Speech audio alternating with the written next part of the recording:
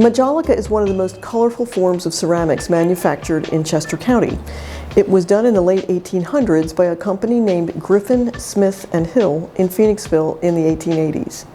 Majolica has a long history, but in the United States at that time, it had become something of a fad, and there were various companies that made it.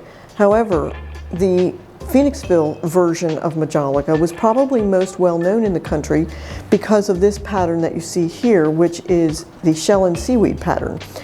You could buy a full dinner service of shell and seaweed, or you could acquire the examples of it by buying powdered detergent at the A&P grocery store and receive a piece of this as a premium. You see the examples here of a butter dish, and at the bottom of the butter dish has the Etruscan symbol. It was called Etruscan Majolica. And you see a similar stamp on the bottom of this cream pitcher. At that time, it was a fad to have dinner service pieces that had a specific function. For example, with silver, you might have a fish knife or an ice cream knife, a celery vase for glassware, that kind of a thing, because they were highlighting specific foods because variety was becoming much more readily available due to mass transportation and canning, commercial canning in particular. One of the things that we have in our collection that is a real highlight is a sardine box.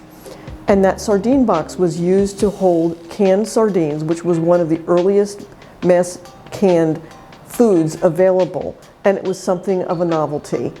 And on that sardine box, you would see natural things like sardines on the lid to sort of indicate what it was used for.